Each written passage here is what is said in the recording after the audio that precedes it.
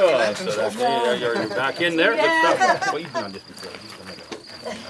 Our son and daughter-in-law on their way. are on their way. They're just Oh, taking well, you photos. can be my ambassadors, and they can hassle be able to get 14 for the 40 out At the end of the summer, some of the campground owners and bed and breakfast owners approached me and said, look, people kind of enjoyed learning about the history to the old graveyard that way. Would you consider doing it on a more regular basis? I said, well, I hadn't really thought about it. Just got married that summer. I said, spending all your time in graveyards could be the death of a marriage. But, you know, I said, history is something that costs money. And nobody, really, not too many people leave money to history. So I said, well, if I could do something, I could get a little honorarium for doing it. And then the proceeds and profits from this go to history and Annapolis Royal. I will do it. So they went and talked to the superintendent and worked out a deal. So I've turned in about $75,000 after paying me to do it, all the expenses, to history and Annapolis Royal from this. So my goal is to give $100,000 because really, I've never seen a brink struck at a funeral yet, so you can't take anything with you. Outfit that I'm attired in tonight, typical of a gentleman's clothing from the early Victorian period, the late 1830s. But what makes this a mourning, as in a grieving outfit, is the black silk scarf that I have draped over my right shoulder. It's called a mourning scarf, 18 inches wide, 3 yards long. And then around my top hat, I have what's called a weeper, which again is an 18-inch band of black silk.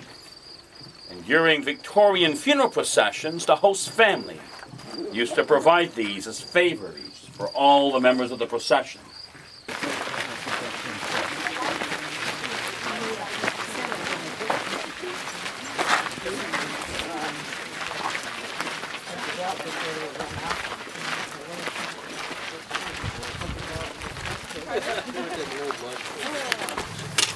I will mention that all these trees would have been allowed to grow once the base was closed in 1854.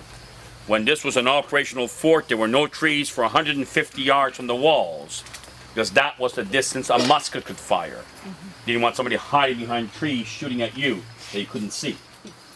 But under the big American linden lie the remains of Gregoria, Ramonia, Antonia. So from that name, you can maybe deduce she was not born here in Annapolis Royal. It says on the stone that she was a native of Spain. During the Napoleonic Wars, she was a camp follower who befriended the Duke of Wellington on the battlefields, became his mistress. Once the campaigns were over, he did not take her back with him to England. She was married off to a Major Joseph Norman, who was then posted here to Fort Anne in Annapolis Royal in the colonies. So, fair change for Gregoria from Europe to here in the early 1800s. But there are accounts of the lady very colorfully dressed, walking her 4 French poodles along the main street, talking to the ladies of the town about her dear Duke, referencing Wellington, calling her husband, Major Norman, a brutal beast for breaking her china and her dishes. So in life, I had a couple of arguments. Death buried side by side. Major Norman's stone has as his image the Bible, or Book of Life.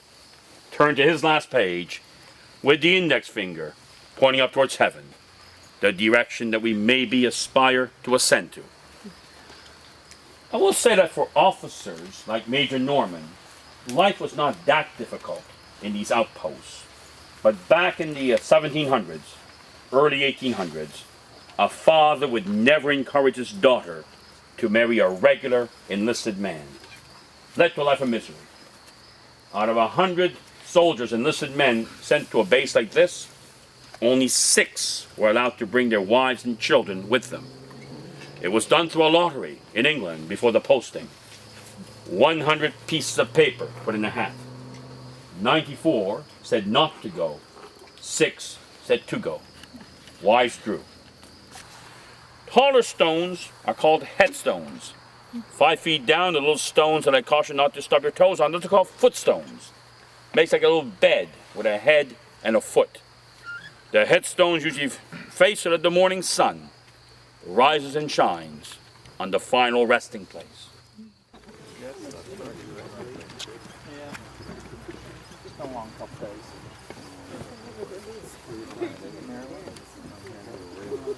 Oh, okay, then, yep.